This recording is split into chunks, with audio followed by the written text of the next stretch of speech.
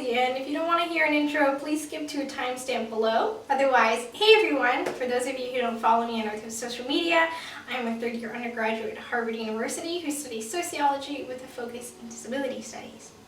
I myself am disabled / chronically ill. I have cystic fibrosis alongside other disabling conditions. I fluctuate between having a visible and invisible disability based on whether or not I'm using my wheelchair as a mobility aid or other indicators like my cannula.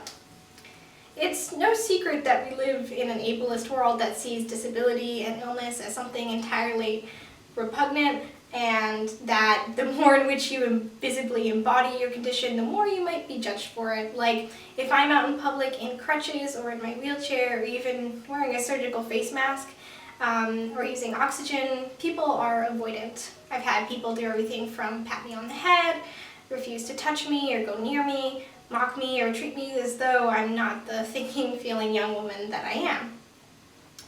There's a social resistance to seeing illness and disability as normal and acceptable forms of human variation, that our existence is not attractive or valid unless we view our conditions as lesser than that of an able-bodied person, and that because of this, we somehow become less attractive or less deserving of love and companionship. I want to echo the blogger CrippleScholar's sentiments on this, that, quote, "I want to see disabled people culturally framed as beautiful, and I want this to happen without a flurry of think pieces on how progressive it is. Those think pieces are evidence of how strange it still is, how people still feel the need to applaud it. The change will come when disabled people can be portrayed as beautiful and sexual, and the response is to agree and admire that beauty without qualification. I don't want any more disabled people growing up to be told that no one would want them because they're disabled." End quote. We should be seen as beautiful without our illness or disability serving as a caveat to our beauty. And I try to use fashion as a way to break down the barrier that illness and disability creates. In my own experience, I seek not to necessarily conform to an able-bodied ideal of personal expression, but rather adapt my fashion and art for my own bodily needs. Because of this, I have long had a passion for making videos and posts such as this, in which I showcase the ways that I use fashion in hopes that it will inspire others to use their own creativity to change the ways they showcase their illness or disability. I really want to stress that my intent for this is not to tell people that you have to conform or change your appearance in order to be socially acceptable as someone who is disabled and or chronically ill. Rather, I hope to explain the ways in which I and others have used fashion as an art form to embrace our chronic illnesses and normalize them.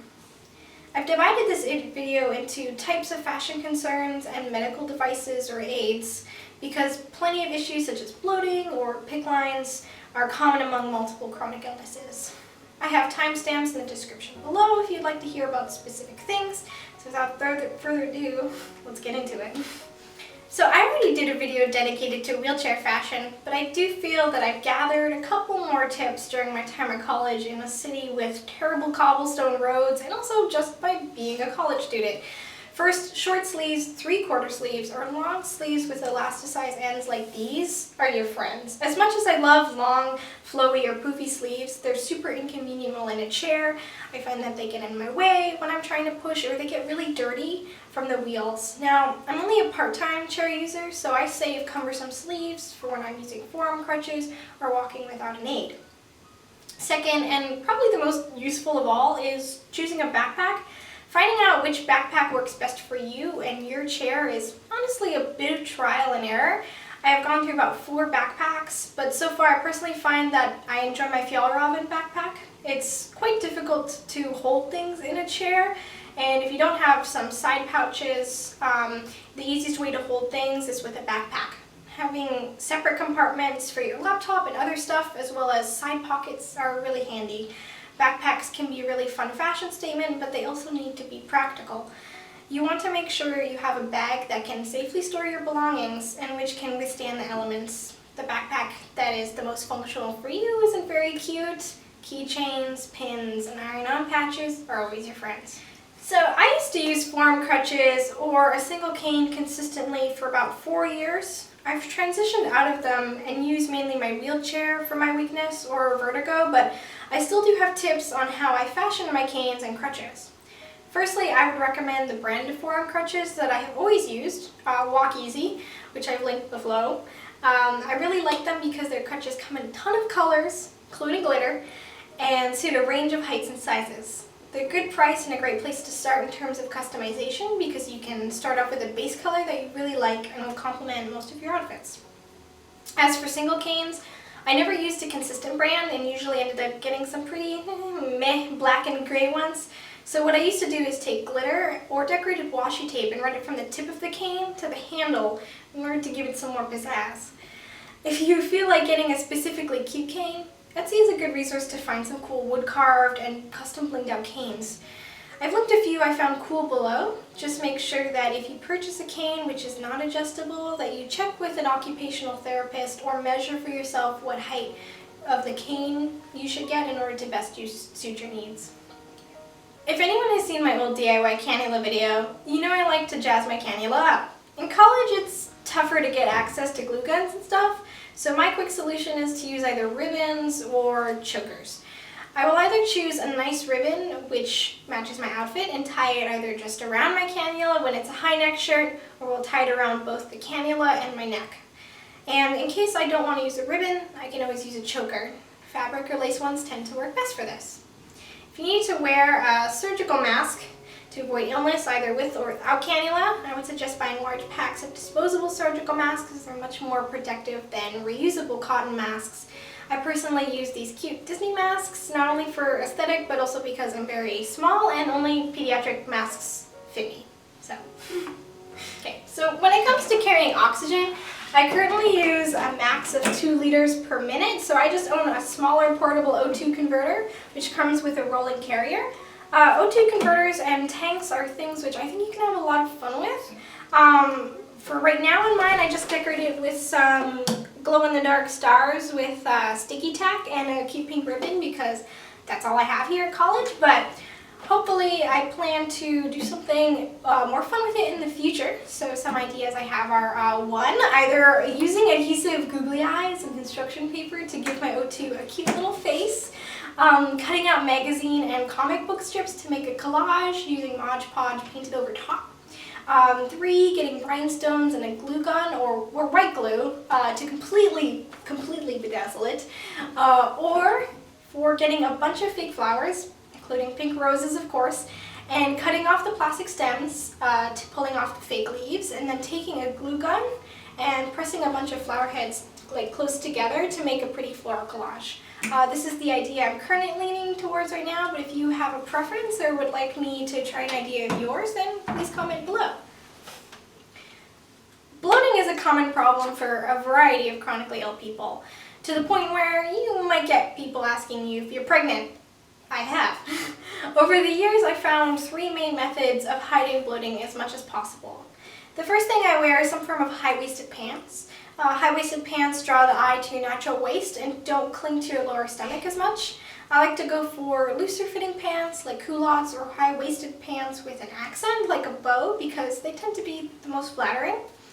Now, another type of clothing I reach for to deal with bloating are dresses with a defined waist, either that falls at my natural waistline or just below my breasts. Shift dresses such as these don't cling as much to your body and don't add emphasis to your bloating. Pairing dresses with these like a blazer or a cardigan serves to further camouflage any bloating you may experience. The final thing that I find tends to help cover my bloating stomach is skirts, particularly maxi skirts or pencil skirts that reach my waist. These serve the same role as high-waisted pants do, and I feel that maxi skirts are especially comfortable to wear when in a wheelchair if for whatever reason you need to wear an adult diaper. A maxi skirt will cover that well. I find that for incontinence diapers in general, that looser fitting skirts and culottes are the best ways to hide that lovely diaper outline. The most common problems that people with chronic illness have when it comes to bras are that they're either 1, too tight and uncomfortable, which leads to pain or difficulty breathing, and or 2, they're difficult to put on and lead to muscle or joint pain. My solution for these problems are ones that I personally use since I have a lung disease. There are many times when wearing a bra is restricted to my breathing.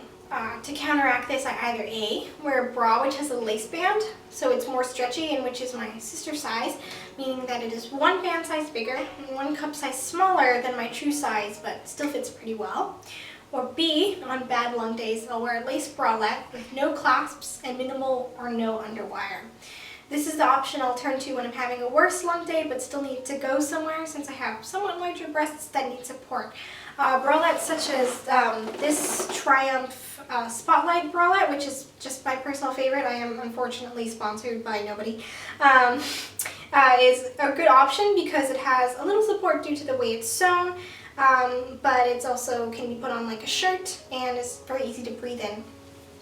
To deal with bras that are hard to put on, I would suggest using a bralette like the one I just mentioned, which can be put on like a tank top, though possibly one with more support, or a bra which clasps in the front, either with a Velcro or metal clasp. The Amazon links I have below are for bras which I find to be the best suited for dealing with chronic illness bra problems, while at the same time not being ugly. Cute bras have the power to make you feel good on some of your worst days, and you shouldn't have to compromise style for comfort or accessibility. So PICC lines are often unavoidable if you have a chronic illness, and whether you have a PICC line, which is a catheter in your arm, or a catheter inserted into your chest as a CCV, you generally keep it covered not only to keep it in place, but also because you may not want strangers to stare at it. So a pretty easy way to deal with this is to get yourself a fun PICC line cover armband that's decorative and can be worn with short sleeves or underneath a looser long sleeve shirt that fits over your line. Since CCVs are on your chest, one of the easiest ways to disguise your catheter is to wear a shirt with a round loose neck or a V-neck in order to have easy access, and then use a scarf over top to hide the catheter most of the time. So my favorite way of tying a scarf is to fold it in half and then put your hand through the loop and then pull the ends through the loop, and then that's a good way just to hide your catheter underneath it. If you follow more stringent modesty rules or use hijab, try wearing a headscarf that extends to the chest, or buying a shawl to wrap around your shoulders and chest. If you have an ostomy bag, it's generally not going to be visible unless it can be seen under your clothes or during intimate moments with others. A good option is an ostomy wrap. I've linked one below, which I know comes highly recommended and is quite cute. Ostomy wraps help hold and conceal your ostomy bag underneath your clothes, without forcing you to feel like you have to wear super baggy clothes all the time.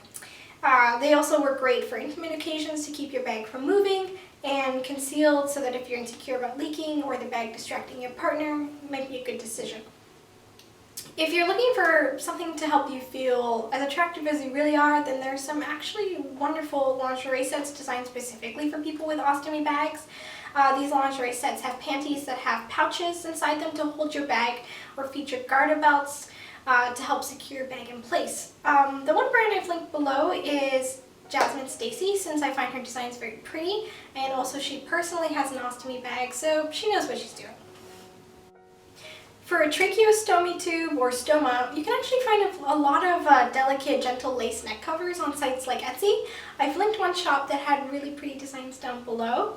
This is probably also something you could DIY if you don't want to purchase something pre-made, by simply getting some thicker embroidery lace and hand sewing it to some ribbon. The main thing is that it still needs to leave you room to breathe properly, so you don't want to get a cover which is too tightly pressed to your neck or isn't a breathable fabric, so natural fibers like cotton are better. Now, finally, I want to talk about hospital glam. If you don't know what hospital glam is, it's a hashtag/internet trend started by blogger Carolyn Garrick, featuring fashionable shoots of chronically ill peeps while in the hospital. Personally, hospital trips are when I'm feeling my worst and least attractive and generally don't have the energy to dress up. My main way of feeling cute during a hospital stay is finding myself some truly adorable pajamas. I usually go for a tank top and shorts so that all the medical staff have easy access, and some super cute and cozy socks to go with it, so that I'll at least feel pretty cute when I'm here for a long haul. Here's a Star Wars PJ top, which is one of my faves, and I pair it with some Princess Leia socks, possibly a cozy cardigan. Cozy and cute is totally a thing, so embrace it. When you're in the hospital, you're probably also feeling at your worst, so just try to do something that makes you feel great. Like the sky is the limit here. I just bought a diadem for our Lord of the Rings Elvish cosplay, but honestly I'm thinking of me laying in my hospital bed, hospital gown and on, just throwing on that tiara. Like no one can stop you. You are the veritable queen of this 2-person hospital room, and you rule the area from the curtain to the window. Like, you're not just an attractive human being, you can let yourself exceed human bounds and become an ethereal being, all while strapped into an IV line. It's totally possible, okay? Just trust me on this one. And, well, that's all I got. I hope that these tips were helpful to you and gave you guys ideas on ways to up your fashion game and use the typically less attractive parts of your chronic illness as moving art. And I also hope that this video will encourage you to remember that you're beautiful and desirable, not in spite of your illnesses or disabilities, but including them and how they help make you the wonderful person that you are. If you want more ideas, feel free to check out my Instagram or Tumblr at 65 Pink Roses, same as it is here. Can't remember my own name, guys. Or to check out my other videos on this channel. Despite how outdated they are, they'll probably still give you some other fun ideas. Thanks so much for watching.